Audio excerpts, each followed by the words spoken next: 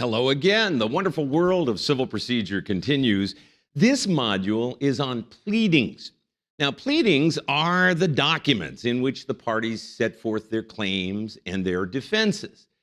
And the federal rules long ago adopted a theory called notice pleading. And the idea of notice pleading is that you should not have to put a lot of detail into your pleadings. The goal of pleadings is simply to put the other side on notice. So meeting the pleading rules historically had not been very difficult. However, the Supreme Court has changed that, as you know, with famous cases of Twombly and Iqbal in 2007 and 2009. And now it is very clear that the Supreme Court expects greater detail in the plaintiff's pleading than would otherwise be expected under the theory of notice pleading. But we will get to that. There's actually a lot to talk about with pleadings. We're going to talk about them in 4 sections. Start off, Section A is Rule 11. Now, Rule 11 is aimed at avoiding frivolous or baseless documents in our litigation. It is a bedrock of professional responsibility. Now, that makes me very nervous. Why? Because my lowest grade was in professional responsibility. I don't mean my lowest grade in law school, my lowest grade in life. It was even worse than high school physics. Now, Rule 11 applies not just to pleadings, but to all documents except discovery documents. And discovery documents, as we will see in the discovery module, have their own certification requirement under 26G. But Rule 11 applies to all pleadings and other documents, except for discovery documents, and it requires the attorney to sign all of these documents, and when you sign, you are certifying various things that you'll find in Rule 11B. We take this very seriously because when you sign a document, you are certifying to the court that you made a reasonable inquiry, and you are certifying, number 1, the document is not for an improper purpose. Number 2, that your legal contentions are warranted. So the existing law does support what you're saying there, or at least you could make a non-frivolous argument that the law should change. Number 3, that your factual contentions will have evidentiary support, or will likely have evidentiary support when you get a chance to look at it further. And number 4, that denials of factual contentions will also have evidentiary support, or are likely to after further investigation. So when you sign, simply by signing, you're saying, Your Honor, I made a reasonable investigation. This document is not for an improper purpose. I'm supported by the law, or at least a non-frivolous argument that the law should change, and I'm supported on the facts, both the factual contentions and denials of factual contentions. That's the certification, very important. You find it in 11B. In addition, I want to flag 3 procedural points about Rule 11. Number 1, this certification is effective every time you advocate a position from that document. So it is called a continuing certification. If I sign and file that document today, I'm certifying those things under 11B today. But if a year from now, I advocate a position from that document, in this case, I am recertifying a year from now that we are still okay under 11B. So it's a continuing certification. You can no longer continue to advocate something that has become untenable. Second procedural point about Rule 11, sanctions for the violation of Rule 11 are discretionary. They are not required.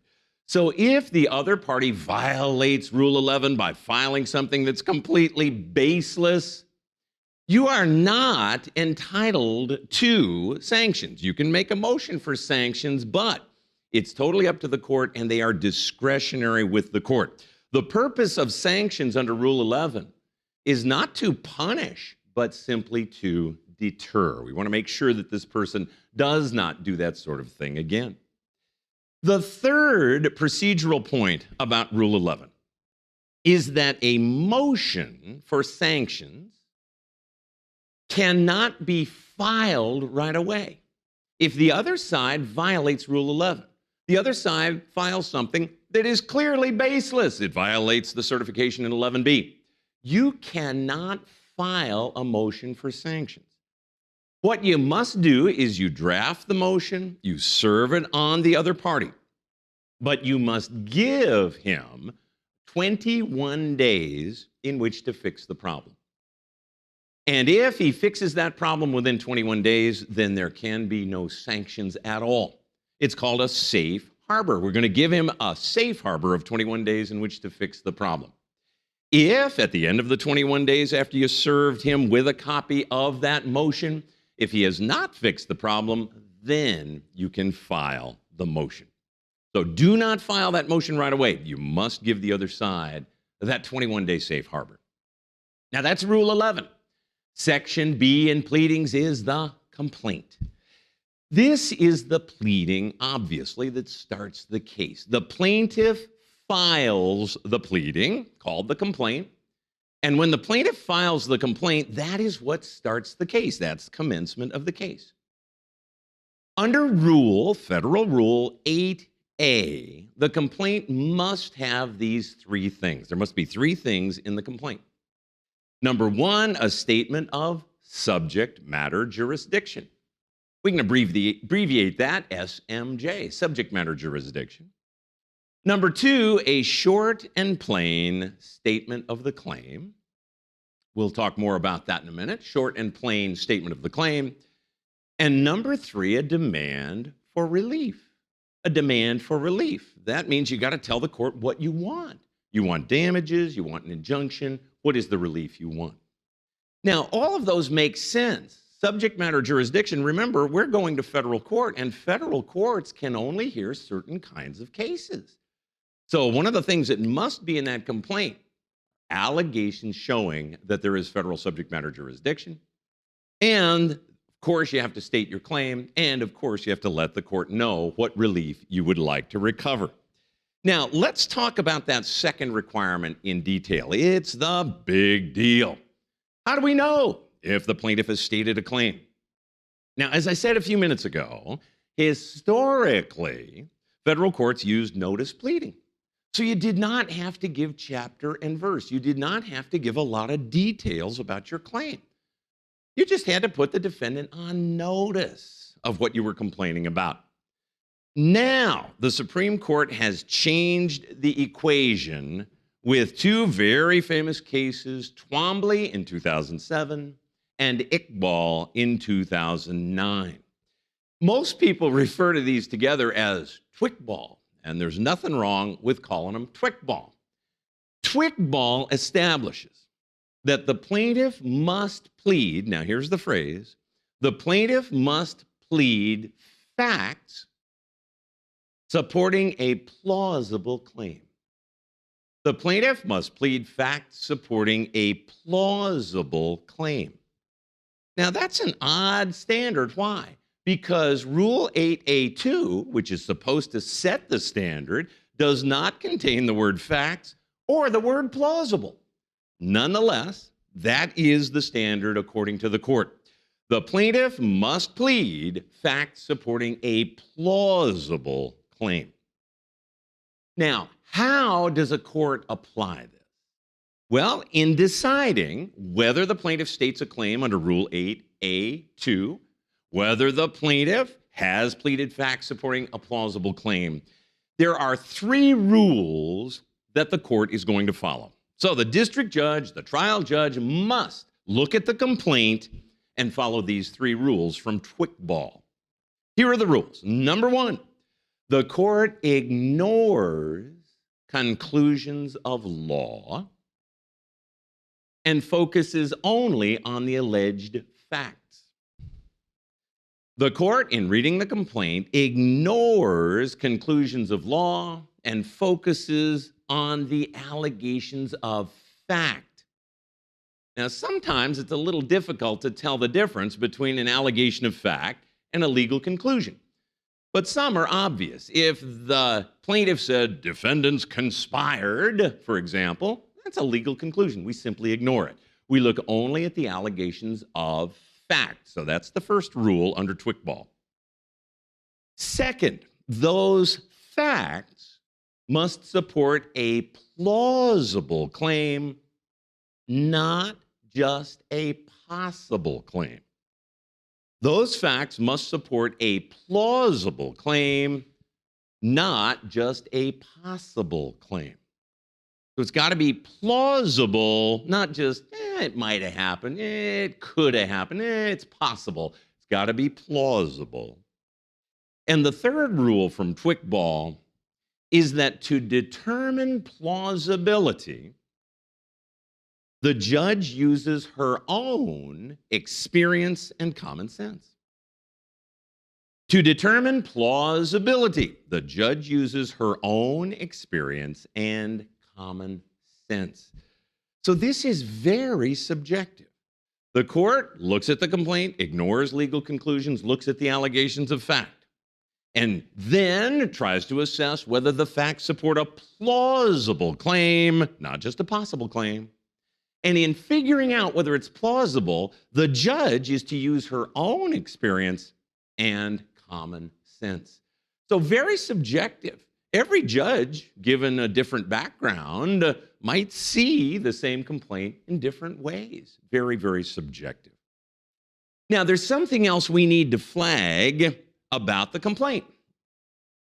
There are situations where the federal rules require even greater detail.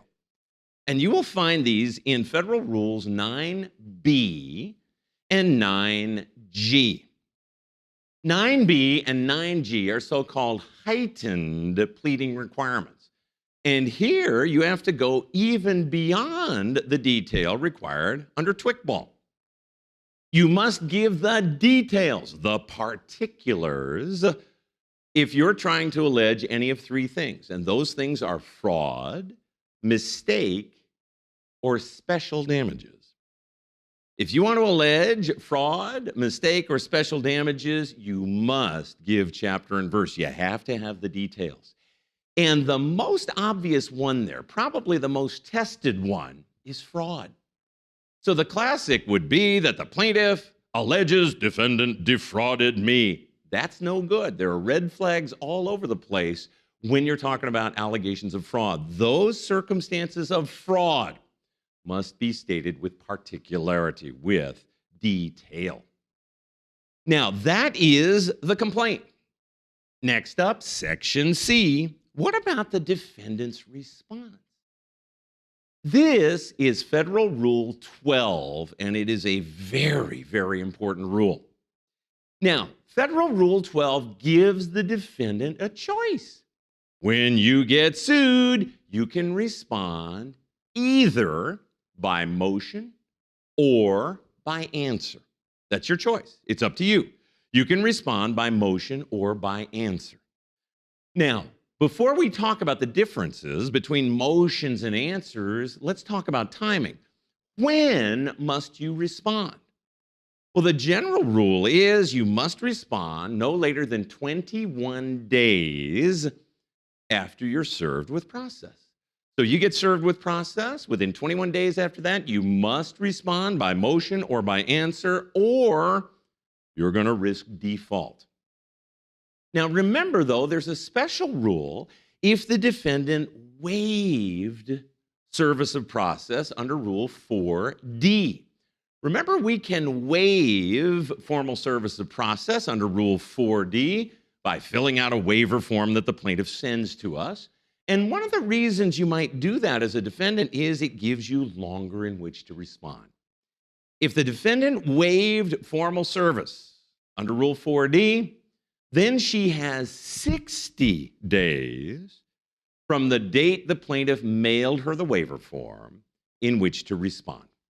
So, whichever it is, whether you were served with process or you waived formal service, you're going to have to respond by motion or by answer. Now, let's talk about that. What's the difference? Motions are not pleadings. Answers are pleadings. That's one big distinction. Now, let's talk about these in detail. Let's start with the motion. Again, a motion is not a pleading. A motion is a request for a court order. Anytime you ask the court to order something, you are making a motion. And by the way, you make a motion or you move. Motion is not a verb. Don't talk about motioning the court. If you motion the court, you can get in trouble. So you're going to make a motion or move. And during our case, there may be dozens of motions, all kinds of motions. What we are focusing on here are the motions that are allowed under Federal Rule 12. Some of them are fairly specialized. The 12E motion for more definite statement. That's pretty rare. That's where the defendant simply cannot respond because the complaint is unintelligible. We can't make any sense of it. Make a motion under 12E for more definite statement. Another fairly specialized one is 12F. That's the motion to strike. Now, a motion to strike can be brought by any party, and it is exactly what it sounds like. You're asking the court to strike things from pleadings. So if there are scandalous allegations, irrelevant allegations in there, you can make a motion to strike to get those out of the pleading. The big deal in Rule 12 is Rule 12B.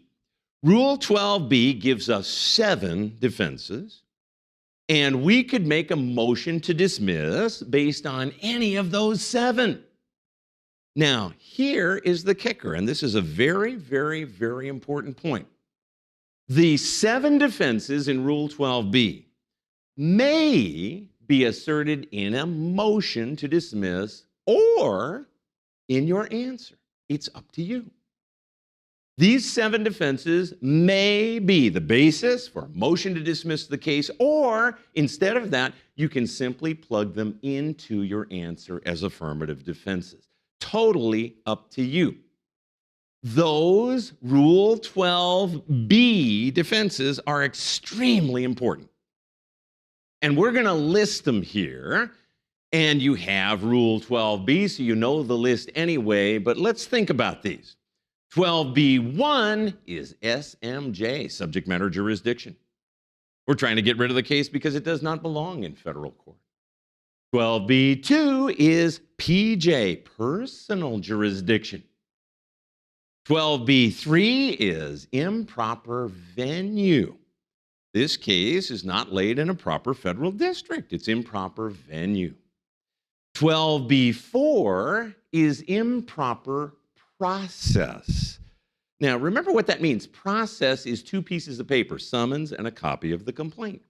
If there's a problem with one of those documents, that is 12B4, improper process.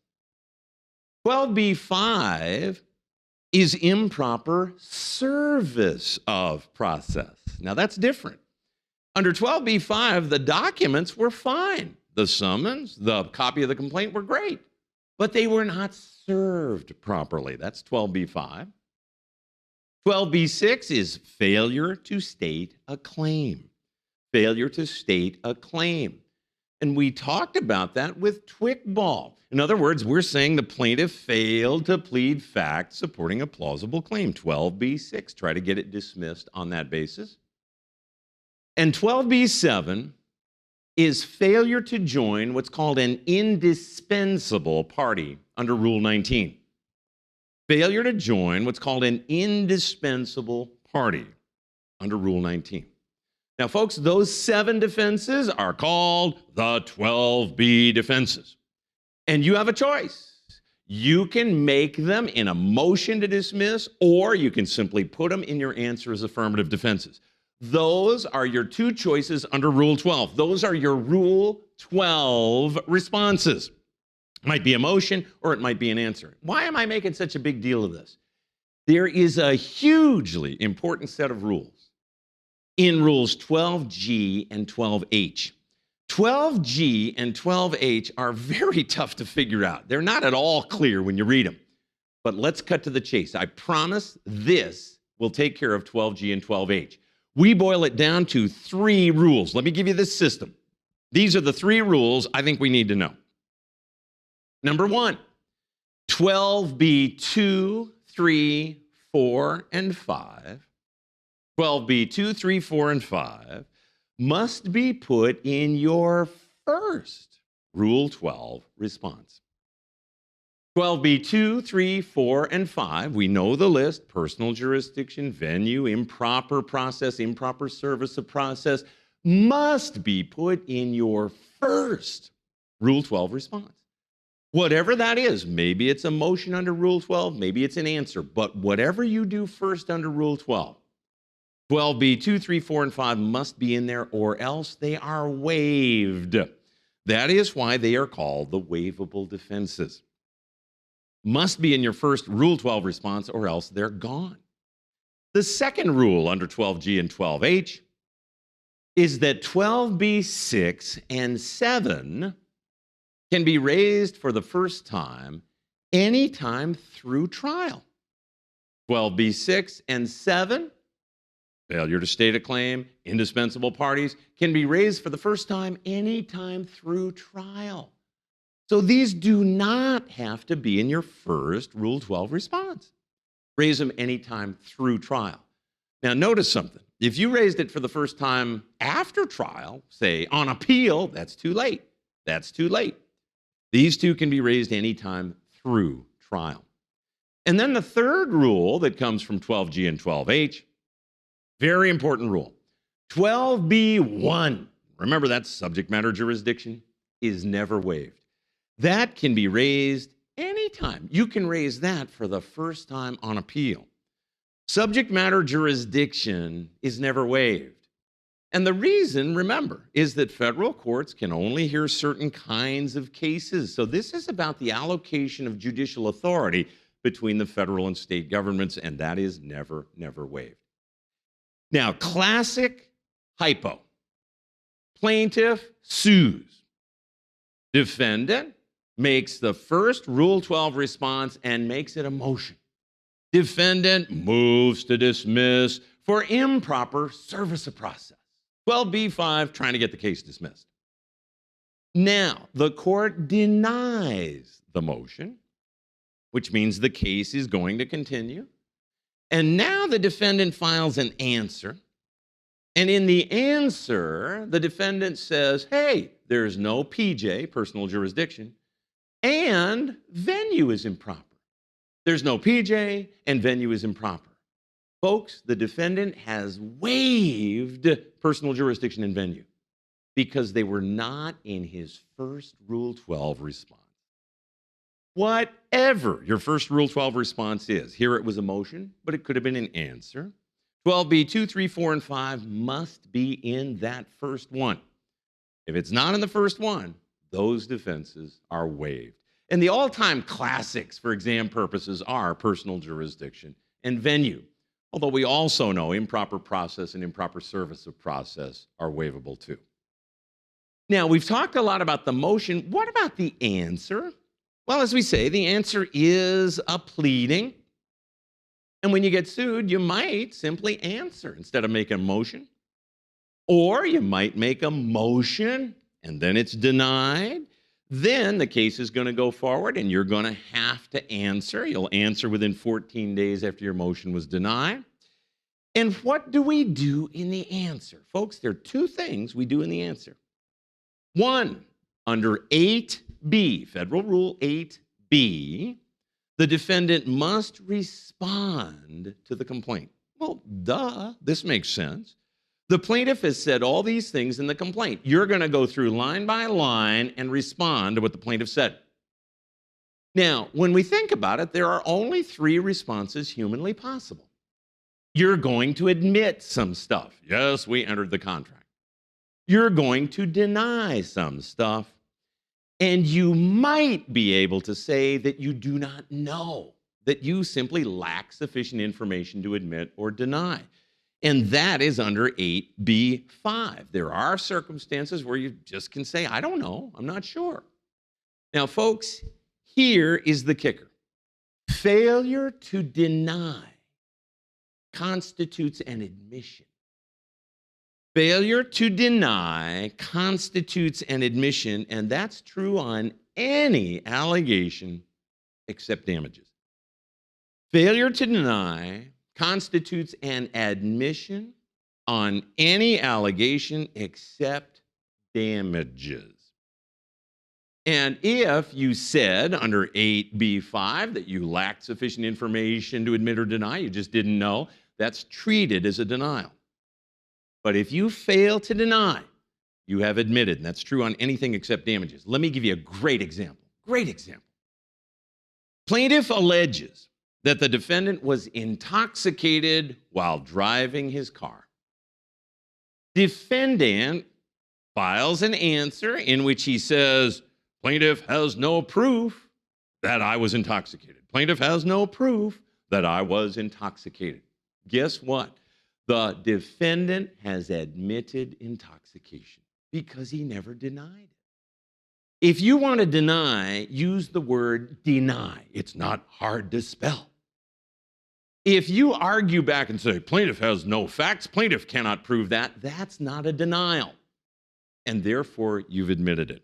So he has admitted that he was intoxicated. So folks, got to be careful. If you do not deny, you surely may fry, because you're going to be deemed to have admitted. Now remember, you're never deemed to have admitted damages, but any other allegation, if you fail to deny, you have admitted it. Now the second thing we do in the answer, remember the first thing is respond to what the complaint said. Now the second thing we do in the answer is raise affirmative defenses. And you find this in Rule 8C. 8C1 lists 1,000,000 affirmative defenses. And it's not an exclusive list. It's sort of anything else you can think of that would be an affirmative defense. Affirmative defenses are different from denials. With a denial, you're saying, I deny it. That didn't happen. But with an affirmative defense, you are injecting a new fact. You are raising a new fact. And if you are right, you win. So if you look at the list in 8C1, these make perfect sense. Statute of limitations, classic affirmative defense. Statute of frauds, our contract should have been in writing. It was not in writing. Classic affirmative defense. And here's the rule. You must plead affirmative defenses. That just means you got to put them in your answer, or else they're waived. You're going to waive your affirmative defense. So you got to plead the affirmative defense, put it in your answer, or it's waived. Section D, our last section in pleadings, is amended and supplemental pleadings. Amended and supplemental pleadings.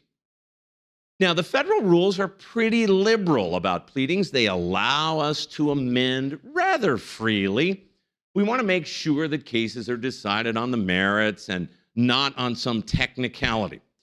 Now, if you get an amendment question, amended pleadings, approach it in 3 steps. There are 3 possibilities for an amendment hypo. And you'll find them in Rules 15A, 15B, and 15C. Let's walk through them.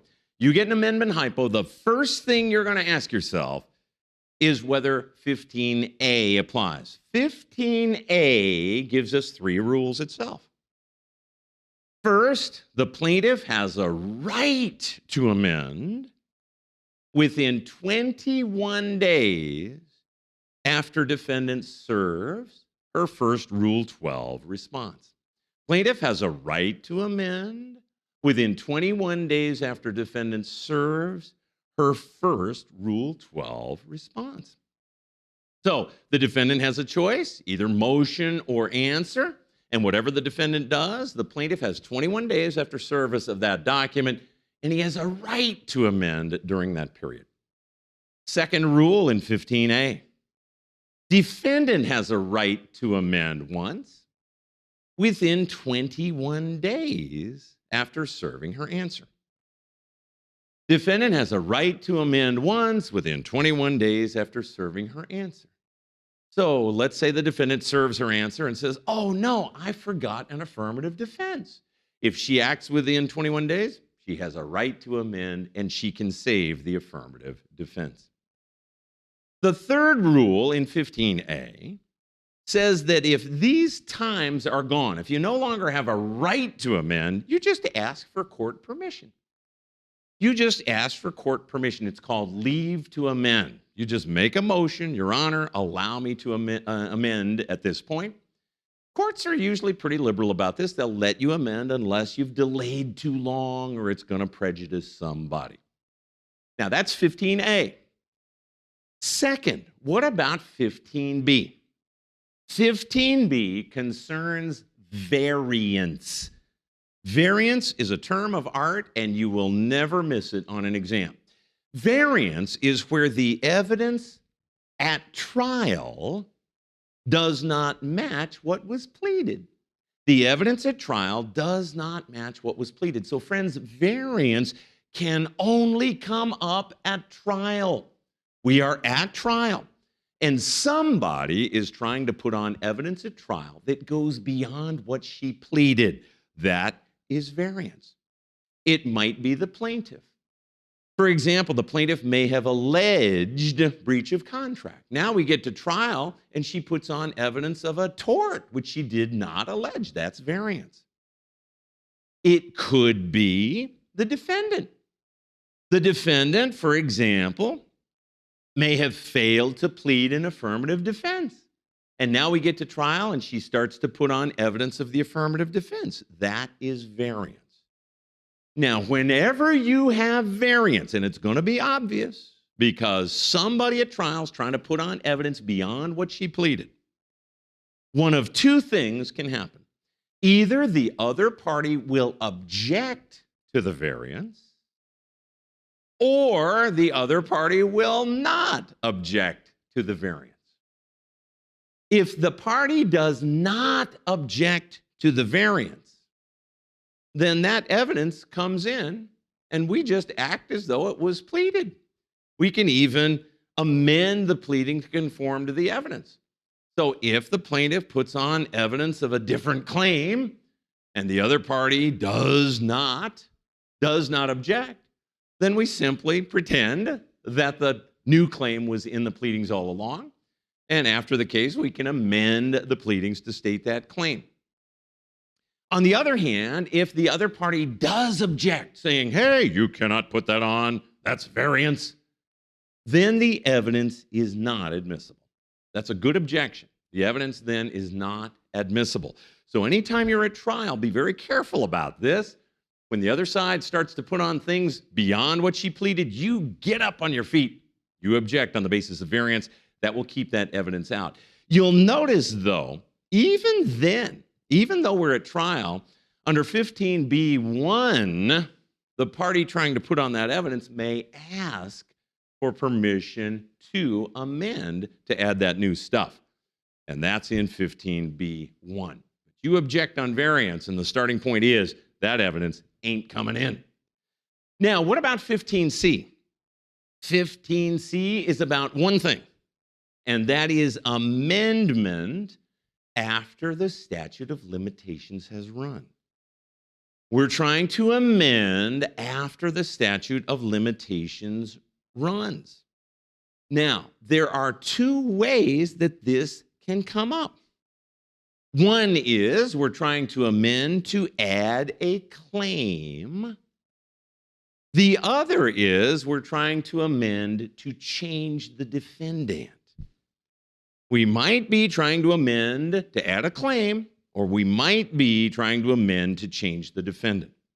Now, folks, it makes no sense to allow you to do either one of those things if the statute of limitations bars the claim against this new defendant. And so, the only way it makes sense is if the amendment would relate back. Relation back is a very important doctrine, and it is a way around the statute of limitations. If we get relation back, then we treat the amendment as though it was filed when the original case was filed, and therefore can get around a statute of limitations problem. Example, plaintiff files the case and serves process on July 1. July 1. Statute of limitations runs on July 10. So we filed in time. We look good. However, in August, that's after the statute ran on July 10th. In August, the plaintiff moves to amend to add a claim, wants to assert a claim. The defendant is going to go nuts here. Are you kidding me? You cannot assert a claim in August. The statute of limitations on this ran July 10th. You're too late. But Rule 15C1B says that we can get relation back if that new claim, the one that we added by amendment in August, arises from the same conduct, transaction, or occurrence as the original. If that new claim that we're asserting for the first time in August arises from the same conduct, transaction, or occurrence as the original complaint that we filed on July 1, it relates back and we treat it as though it was filed on July 1, and that was timely. That's before the statute ran on July 10th. Now, the other way relation back comes up is if we're trying to amend after the statute ran to change the defendant. And this is 15C1C. C1C. And you will see the requirements in C1C. This is a little bit tougher. There are some added requirements. But folks, let's cut to the chase. Let me show you a shortcut.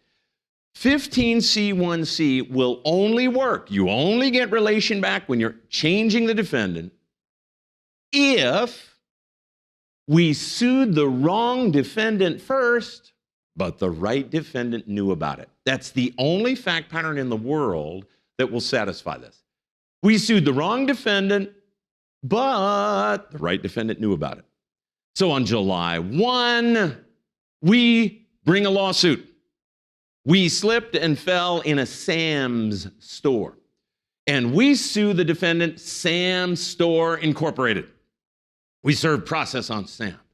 Turns out that's the wrong defendant. We should have sued Samco Limited.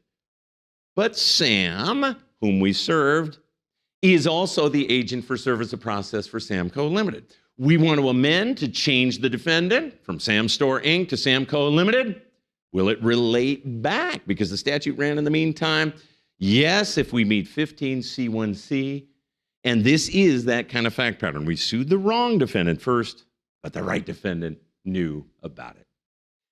Now, those are the rules on amended pleadings. 15D is about something different. That is called supplemental pleadings. Now, do not confuse this with amended pleadings.